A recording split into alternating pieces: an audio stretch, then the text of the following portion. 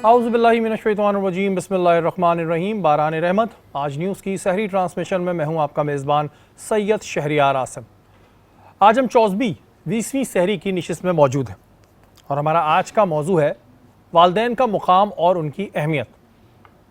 वालदैन अल्लाह पाक की तरफ से दिया गया वो तोहफ़ा है जिसका कोई नेमुल बदल नहीं। जिसने अपने वालदैन को राज़ी कर लिया, समझ लें उसने अपने रब को राज़ी कर लिया। अगर दुनिया में माँ ना हो तो रूठे हुए दिल को दिलासा देने वाला कोई नहीं होता, और अगर बाप ना हो तो दुनिया की इस दौड़ में कोई बेहतरीन मशवरा देने वाला नहीं होता। हमें वालदैन के साथ कैसा रवैया रखना चाहिए, उनका अदब कैसे करना चाहिए, ये आज की नशिस्त में हम जानेंगे। हमारे साथ मौजूद हैं मुफ्ती मोहसिन जमा साहब। अस्सलाम वालेकुम। हमारी आज की मेहमान, आज न्यूज़ पे आपने इनको बहुत दफ़ा देखा होगा, एंकर पर्सन है मिसबा लगारी। अस्सलाम वालेकुम मिसबा। वालेकुम अस्सलाम। कैसी हैं आप? अल्हम्दुलिल्लाह, आप कैसे हैं? बिल्कुल ठीक। हमारी दूसरी मेहमान आयशा खान, योगा थेरेपिस्ट हैं, हेयर एक्सपर्ट हैं। अस्सलाम वालेकुम। वालेकुम अस्सलाम। कैसी हैं आप? ठीक हैं। मिसबा आपसे शुरू करते हैं। माशाल्लाह आप आज न्यूज़ पे भी काम कर रही हैं, काफ़ी कम एज में काफ़ी आप काम कर चुकी हैं। रमज़ानुल मुबारक में जब न्यूज़ पढ़नी पड़ती है और ख़ास तौर पे रोज़े की हालत में, वो कैसे मैनेज होता है? अच्छा, होता कुछ यूँ है शहरियार कि सबसे पहले तो हमारी शिफ्टें थोड़ी कम हो जाती हैं। Okay, great. जो कहते हैं ना कि बरकत का महीना है, तो हम पे भी थोड़ी बरकत नाजिल हो जाती है कि हमारी शिफ्टें जो हैं वो थोड़ी कम हो जाती हैं। लेकिन इस रमज़ान थोड़ा हेक्टिक स्केड्यूल रहा, जैसा कि आपको पता है कि किस तरह की सियासत जो है हमारे मुल्क की चलती रही है, तो उसकी मुनासबत को देखते हुए हम लोग मुस्तकिल ही ऑनियर ही रहे। और ये है कि थोड़ा सा बर्डन बहुत हेक्टिक था, ज़्यादा लगा, प्यास बहुत लगी, सवालात बहुत थे, और कहते ना कि एक्सपीरियंस इन्हीं दिनों में आपको जो है ना लर्निंग प्रोसेस बहुत अच्छा हुआ। ये अच्छा मिसबा, कितना टाइम हो गया आपको इस फील्ड में? अगर आप एक्सपीरियंस का पूछ रहे हैं तो कम से कम मुझे 6 साल हो चुके हैं माशाल्लाह इस फील्ड में। तो मतलब आपने बहुत कम एज में ही शुरू कर दिया? हाँ बिल्कुल। मेरा स्टार्टिंग पीरियड ये हुआ था कि मैं स्टूडेंट ही थी और मेरी फर्स्ट ईयर में ही माशाल्लाह मेरी इंटर्नशिप के बाद जॉब हो गई थी।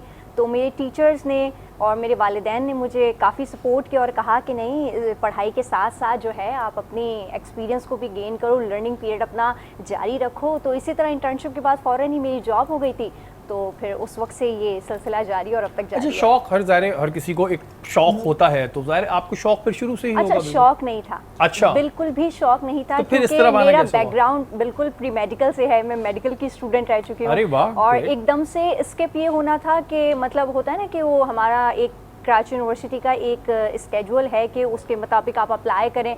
तो मैंने गलती से मैथ्स कम्युनिकेशन लिख दिया था, तो वो इत्तेफाकी आप कहें कि मेरा मैथ्स कम्युनिकेशन डिपार्टमेंट में हो गया था। जब हो गया था तो फिर मैंने देखा कि चलो अच्छा एक्सपीरियंस है, करते जाओ। फिर पढ़ा, फिर लर्निंग इतनी अच्छी लगी मुझे, तो अच्छे साथ गेन हो गया। फिर फर्स्ट ऑफ ऑल ये, और सेकंड थिंग इज़ दैट कि मेरी अम्मी भी मीडिया से मुंसलिक थी। वो माशाल्लाह वो शेफ़ हैं और वो मुख्तलिफ चैनल्स पे जो है वो आती रहती हैं। ये चीज़ मैंने आज तक मैं भी थोड़ा शॉक्ड हुआ कि मैं काफी टाइम से जानता हूं आपको। नहीं, आपके प्रोग्राम में फर्स्ट टाइम बताई, तो उनसे भी जो है वो थोड़ा मैंने लर्निंग प्रोसेस किया। नाम क्या है आपकी? मुसरत नज़ीर। अरे वाह। अच्छा, हम इतने टाइम से एक दूसरे को जानते हैं, ज़ाहिर है हमारे कुलीग हैं, लेकिन हमें ये बात नहीं पता थी। ये शायद इस वजह से नहीं बताती होंगी, फिर हम इनसे कहेंगे आंटी से खाने बनवा के लाओ। नहीं, मोस्ट वेलकम। आपको हमेशा से, मैं तो डे फर्स्ट से आपको दावत देती आई हूँ कि भाई मोस्ट वेलकम, आप घर पर आइए। नहीं जी, बड़ी टैलेंटेड हमारी ये एंकर हैं, बहुत अच्छा काम कर रही हैं, अपने काम से बड़ी डिवोटेड हैं और बहुत अच्छा इनका जो है अब तक इनका वर्किंग जा रही है।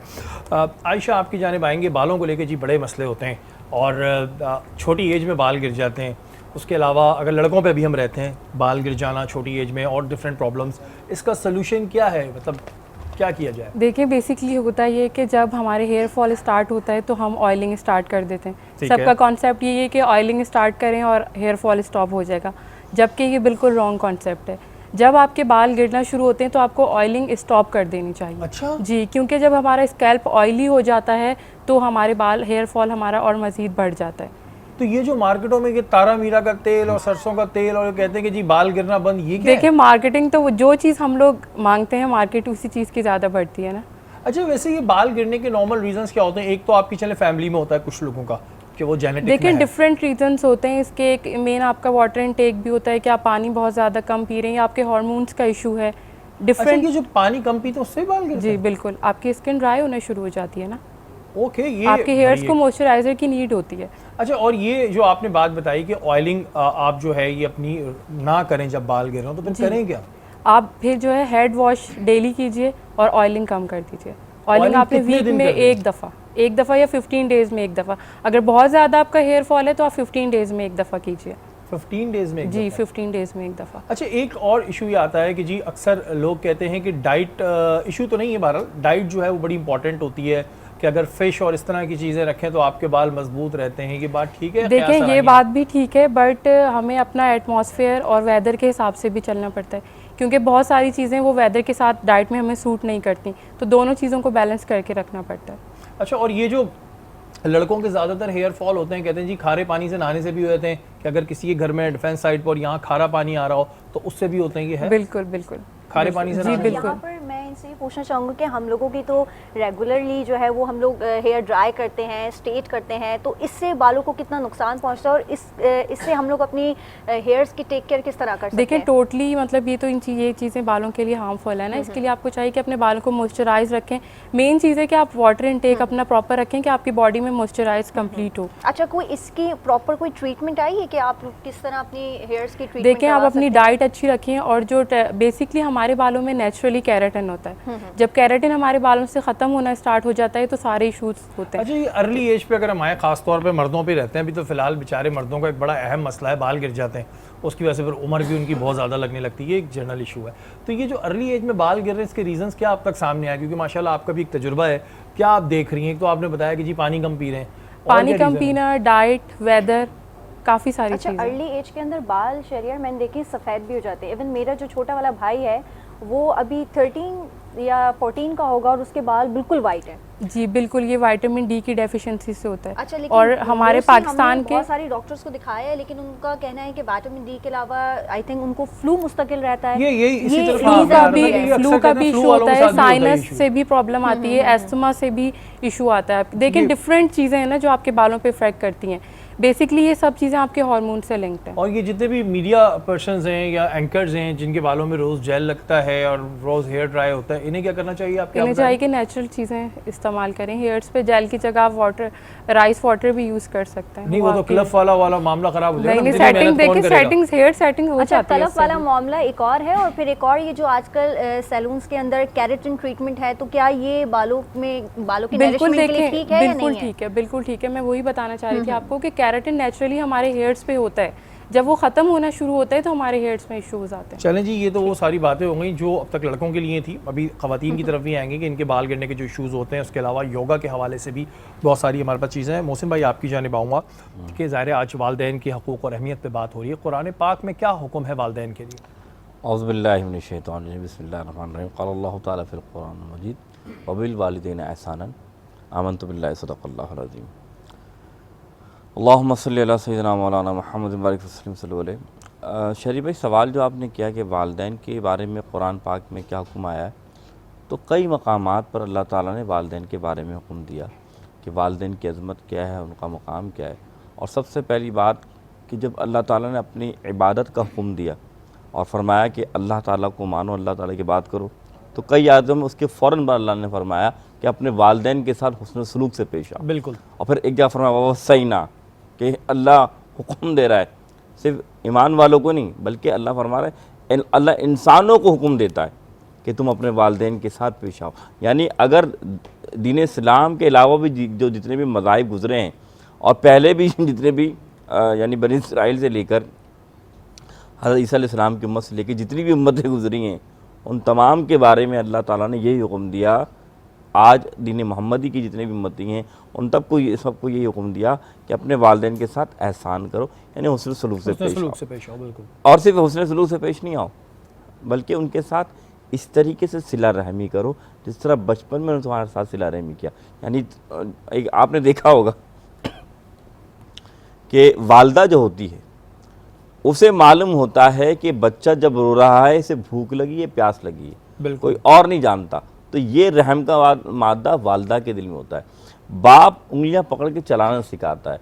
तो जब माँ बाप बूढ़े हो जाते हैं तो अब ये औलाद का हक है कि जिस तरीके से बचपन में उन्होंने रहम किया कि तुम्हें भूख का पता नहीं था, उन्हें पता था, या तुम चल नहीं सकते थे, उन्होंने चलाया, आज तुम्हारी ज़रूरत है कि उनके हाथ को संभालो, उनके हाथ में पकड़ो और आगे बढ़ाओ। क्योंकि अल्लाह के रसूल सल्लल्लाहु अलैहि वसल्लम फरमाते हैं कि अगर तुमने अपने वालिदैन के साथ ऐसा हुस्न सलूक किया जैसा हुस्न सलूक कहा है, तो अल्लाह के रसूल के पास एक सहाबी आए, अर्ज़ करने लगे, या रसूलल्लाह, मैं अल्लाह को मानता हूँ, मैं नमाज भी पढ़ता हूँ, मैंने हज भी किया है, मैंने ज़कात भी दी है, मैं रोज़े भी रखता हूँ, तो अब मेरे लिए क्या हुक्म है?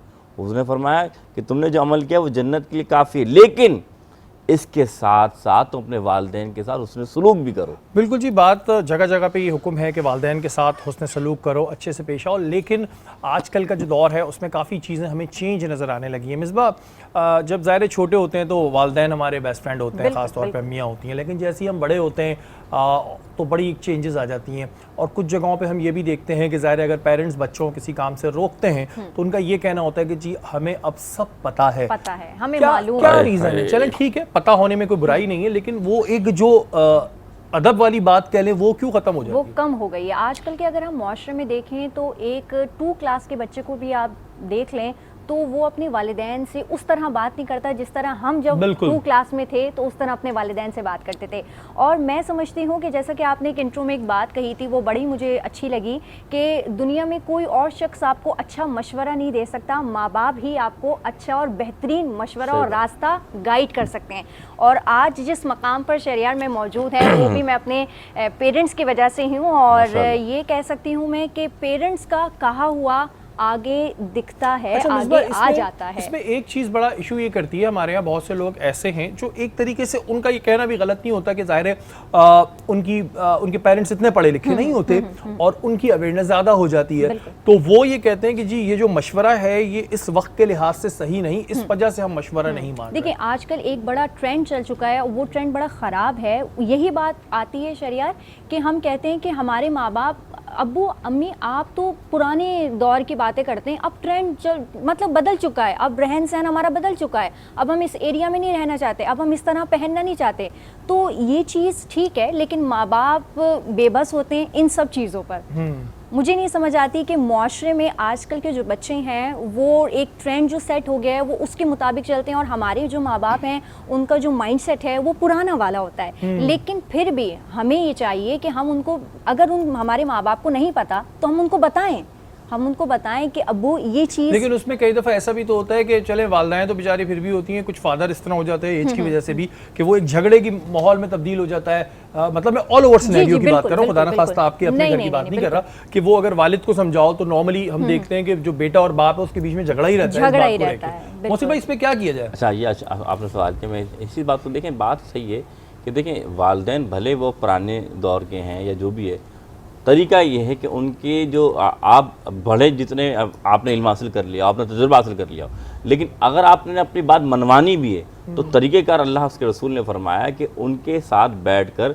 आप मशवरा करें, सुलह मशवरा करें कि अगर वालिदैन मैं ये कर लूँ, ये कहा। और देखें वालिदैन, कोई भी वालिद या वालदा अपने बच्चों का बुरा नहीं चाहते। अगर वो नहीं चाहते और अगर उन्हें अच्छा लगेगा, आप एक बात याद रखिएगा, एक शख्स जिसको कामयाबी नज़र आ रही है उस काम में, लेकिन अगर माँ बाप राजी नहीं है तो यकीन माने वो कामयाबी नहीं होगी। नहीं मोहसिन भाई, देखिए इधर कॉन्फ्लिक्ट होता है, इधर ये कॉन्फ्लिक्ट होता है कि मिसाल के तौर पे एक बंदा है, उसको पता है कि मैं बैरून मुल्क जाऊंगा या मेरी इस कंपनी में जॉब लगेगी तो मैं अच्छा कमाऊंगा। अब उसके माँ बाप का बेचारों का इतना विजन ही नहीं है और वो नहीं राजी हो रहे, तो ये फिर क्या बात हुई कि मतलब अगर मैं उधर जॉब कर रहा हूँ और मेरे माँ बाप राजी नहीं है तो? नहीं, ऐसा नहीं। इसका तरीका ये कि मैंने जैसे पहले कहा कि अच्छा नहीं मान रहे माँ बाप, आप सपोज नहीं मान रहे, पहले तो ये कि वो उनकी बात नहीं मान रहे, कोशिश ये करे कि अगर वो यहीं पे कराया वो हो जाता है मामला कि बेहतर ये कि माँ बाप के पास रहे। लेकिन इसका एक और तरीका भी वो जाए ज़रूर कि अपनी बात मनवाने के लिए, और माँ बाप को इस तरह नहीं समझा के जाए कि उनको साथ ज़बरदस्ती या गुस्सा करके जाए,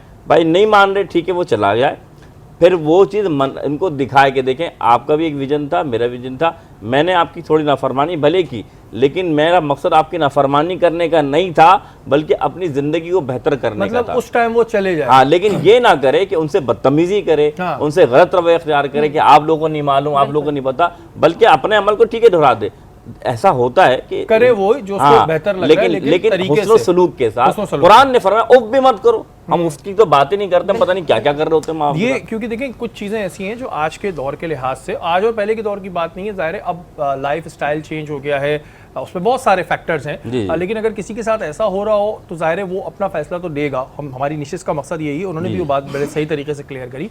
लेकिन इस पर यह है कि आप अपने माँ बाप से बदतमीजी ना करें, उनके साथ हुस्न सलूक से पेश आए। आपको ठीक है, अगर आपको लग रहा है कि इधर करियर है और आपका ज़ाहिर है एजुकेशनल पॉइंट ऑफ व्यू से आपको लग रहा है या किसी भी बिजनेस पॉइंट ऑफ व्यू से, तो आप कर दें, लेकिन माँ बाप के साथ हुस्न सलूक रखें। ये ना करें कि आप बदतमीजी करके चले जाएं या लड़ झगड़ के चले जाएं, ये गुनाह के ज़मरे में आता है। और इस वक्त हम मौजूद हैं सबा के साथ। अस्सलाम वालेकुम। वालेकुम अस्सलाम। सबा कैसी हैं आप? मैं ठीक हूँ, आप कैसे हैं? मैं बिल्कुल ठीक ठाक। क्या बना रही हैं जनाब, ये बताएं आप। आज हम बना रहे हैं वही जो हमने चिकन कीमा बनाया था, उसकी भरपूर फरमाइश दोबारा आई है, इसलिए हमने उसको चिकन पॉकेट्स में ट्रांसफॉर्म करके बनाया है। उसके अलावा आप उसको एक कतलामा एक डिश होती है, उसके अंदर भी आप सेम चिकन कीमा रेसिपी यूज़ कर सकते हैं। मज़ीद इसको फ़ाइन करके अगर यूज़ करें तो चिकन कीमा के समोसे भी बना सकते हैं, और अगर थोड़ा दम दे देंगे तो वो बारबेक्यू स्टाइल हो जाएगा। अच्छा, आपने क्या बोला? कतलामा? कतलामा अरबिक डिश है, वो जो फिल्ड पराठे नहीं होते, वो चीज़। ज़बरदस्त। अच्छा, ये जो आपने बनाया इसको बनाते कैसे हैं? आपने ये तो बता दिया, इसके अंदर क्या क्या इंग्रेडिएंट्स क्या क्या है? इसका मैं आपको दोबारा बता देती हूँ। इसमें है, आपने स्टार्ट करना है क्योंकि बेसिकली आपने फिलिंग बना रहे हैं, सही है? तो फिलिंग आप प्याज तेल में लाल करके और टमाटर और अदरक लहसुन वगैरह डाल के चिकन का कीमा ऐड करके स्पाइसेस वगैरह सब कुछ एक साथ ऐड करके, या एक एक स्टेज में ऐड कर दें, बेशक प्याज लाल करके टमाटर, अगर ये सब करना है वो भी कर सकते हैं। ये करके और फिर भून लें अच्छी तरह से, मसाले में इसको भून लें, और फिर आपके हस्बे जायका, यानी अगर आपको तेज़ स्पाइसेस पसंद है तो ज़्यादा डाल दीजिए, अगर नहीं तो कम में भी अच्छा रहेगा। चीज़ डालना चाहते हैं तो चीज़ भी डाल सकते हैं, अगर आप जैसे चीज़ फिल्ड समोसे या पराठे होते हैं वो वेरिएशन भी कर सकते हैं इसमें।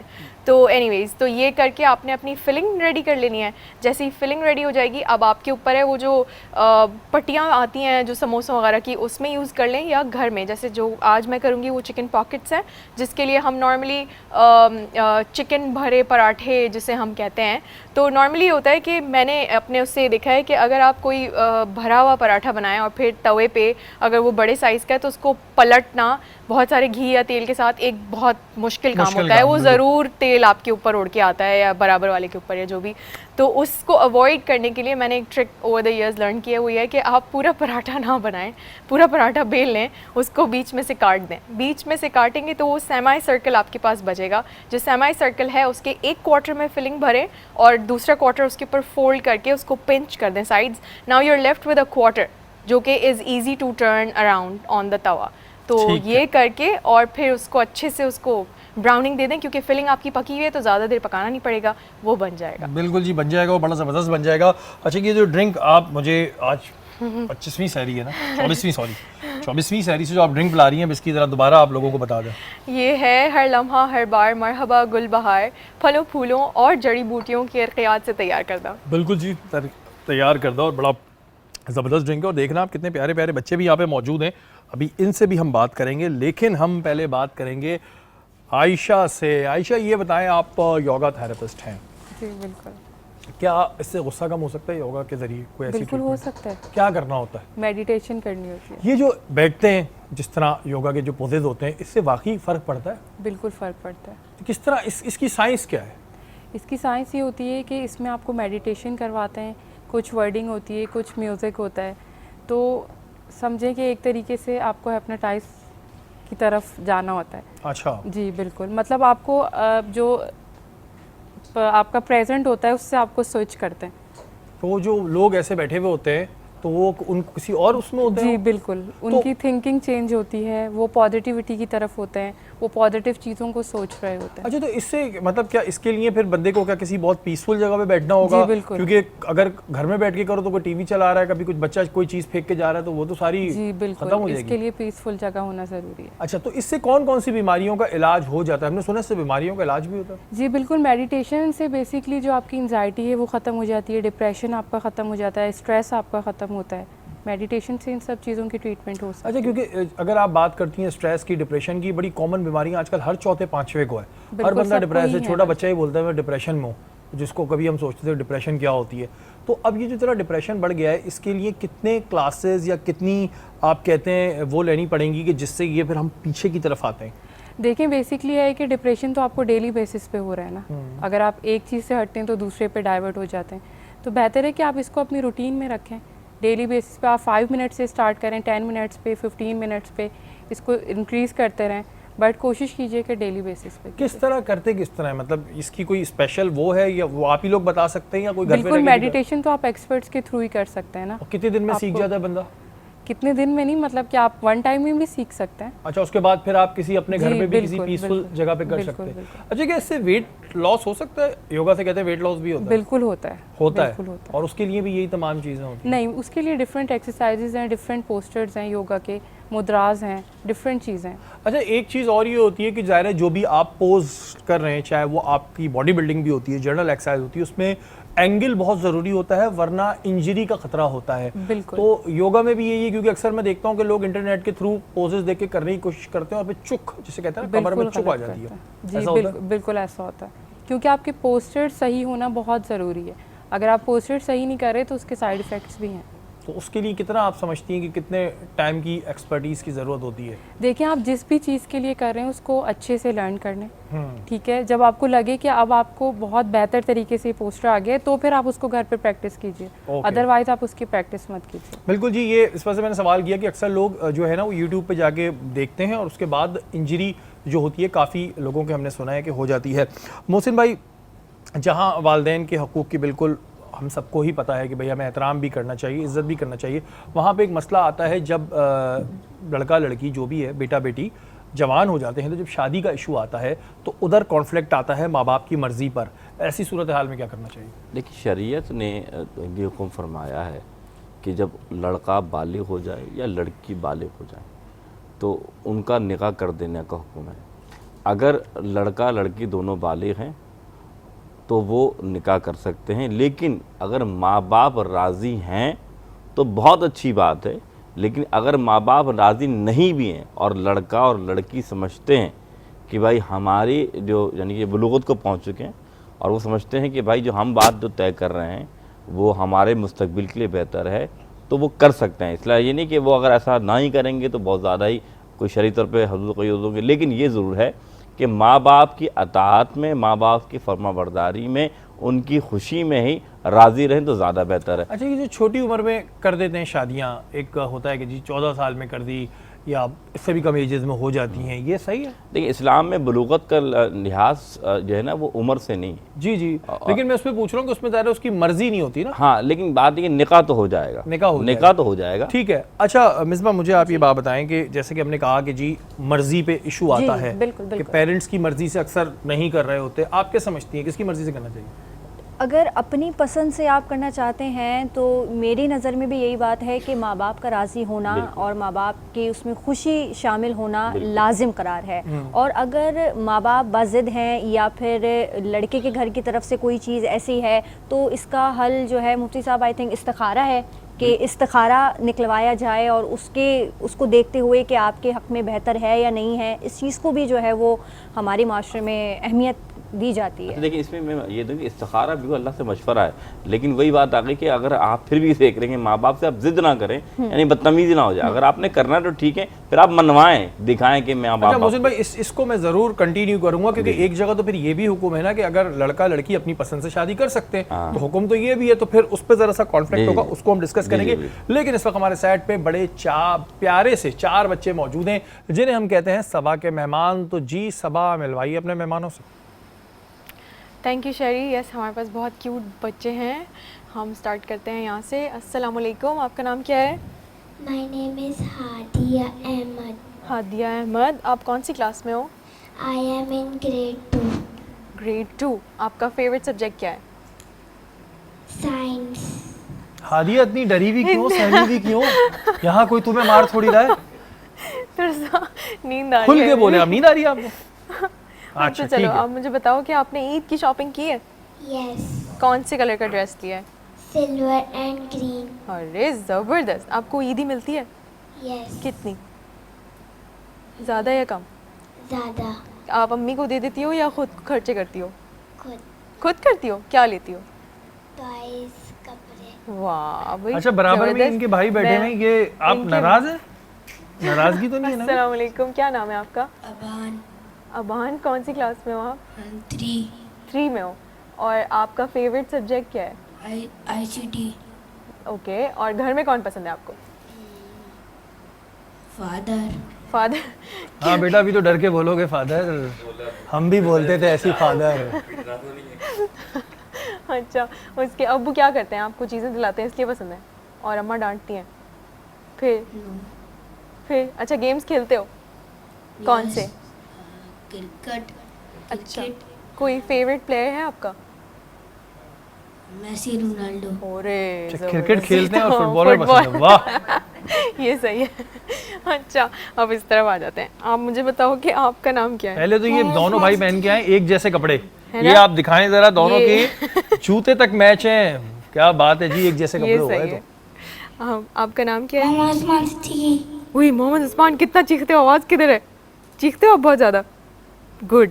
नहीं चीखना चाहिए ना, क्यों नहीं, कम चीखा करो। आप बताओ आपका नाम क्या है? My name is Abdul Basit Siddiqui. Abdul Basit, आप बड़े हो ना, छोटा भाई तंग करता है या आप करते हो? कपड़े की तरह धोता है। कपड़े की तरह धोता है। तो क्यों लड़ाई क्यों होती है दोनों भाइयों में, ये बताएं मुझे, क्या रीजन? किस बात पे लड़ाई होती है? इधर तो माइक आओ, पे इधर बताएं, आओ माइक ना। में। जरा सा छेड़ दूं तो तंग करता है, हाय हाय, हमारा भी ये मसला है। आ जाता है। मारने पे आ जाता है। अच्छा, तो आप इनसे ये तो पूछें बड़े होके क्या बनेंगे, ये सारी बड़े बात। होके क्या बनोगे भाई? हाफिज। हाफिज बनेंगे। माशाल्लाह, जबरदस्त, जबरदस्त। माशाल्लाह। आप क्या बनोगे बड़े? पायलट। पायलट, ये सही है। तो आप जब जाया करेंगे फ्लाइट पे तो भाई पढ़ पढ़ के भूखा करेंगे, घर में एक हाफिज है एक पायलट है, क्या बात है जी। ये सही है। आप अच्छा, क्या ये बनोगे? इनसे ये पूछें कि ये वाले जो हैं, इनसे बड़े वाले हैं ना, ये इनसे पूछें घर में इनको कौन अच्छा लगता है, ये जरा अपना बताएं आप। बताओ। हैं? बाबा। क्यों बेटा, बाबा क्यों अच्छे लगते हैं? इस वजह से कि वो लेकर आए यहाँ पे? फिर क्यों अच्छे लगते हैं, कोई रीजन होगा ना बाबा के अच्छे लगने का? है? बाबा मारते नहीं है। मारते नहीं है। तो मम्मा मारती हैं? किस बात पे मारती हैं आप? ऐसा क्या करते हैं, क्या करते हैं आप ऐसा? कुछ नहीं। कुछ कुछ नहीं। नहीं। इतने अगर आप मासूम होते तो आज मैं ट्रांसमिशन थोड़ी करूँगा। उल्टे काम ये करते हैं, डांट मुझे पड़ती अरे अरे, इनसे भी पूछे ये आप, तो होता है, ये इनको सही कौन कह अच्छा रहे हैं। लगता है? जी। ये सही है। अच्छा, उल्टे काम आप करते हैं? क्या उल्टे काम करते हैं आप? इसको मारता हूँ। अच्छा, आपको घर में कौन अच्छा लगता है ज्यादा? बाबा। बाबा? भाई बेटा अभी दोनों। अच्छा, आपको स्कूल कौन भेजता है? बाबा। अच्छा, नाश्ता कौन बनाता है? नाश्ता कौन बनाता है? अम्मी। अच्छा, जब स्कूल से वापस आते हैं तो खाना कौन देता है? अम्मी। जब और बाकी चीजें कौन करता है घर में? अम्मी। तो फिर बाबा अच्छे क्यों हैं? वो हैं? छोड़ते हैं। छोड़ते हैं। जीत गए। आपको कौन पसंद है घर में? ताया अब्बू। अरे वाह, बिल्कुल ही अलग सवाल आया। ताया अब्बू। क्यों ताया अब्बू क्यों अच्छे ताया हैं? अब्बू क्यों? क्योंकि वो बहुत काइंड मैन है। Kind man, oh. वाह भाई, बहुत प्यार करते हैं आपसे ताया अब्बू, है ना? सही है। आप इधर हो ना, आप मुझे बताओ कि घर में कौन पसंद है आपको? बाबा। बाबा। अच्छा, आपके ये पास तो कुछ मुझे ऐसा लग रहा है कि ये एक तो बिल्कुल ही अलग बैठे हो, नाराज है। नाराज तो नहीं है किसी बात पे? जबरदस्ती तो नहीं लाया आपको? अच्छी भली सो रहा था मैं, क्यों ले आए मुझे? अच्छा, आपको कुछ सुनाना था ना, सुनाओ, पकड़ो ये। तेरे सदके मैं आका सारे जहां को दीन मिला, बेदीनों ने कलमा पढ़ा, ला इलाहा इल्लल्लाह, हस्बी वब्बी जल्लल्लाह, माफी कल्बी गैरुल्लाह, नूरे मोहम्मद सल्लल्लाह, ला इलाहा इल्लल्लाह। माशाल्लाह भाई, माशाल्लाह। अपनी बहन से बोले उमर, ये तो बता क्या करती थी, मेरे आने से पहले क्या छुप के पढ़ती थी।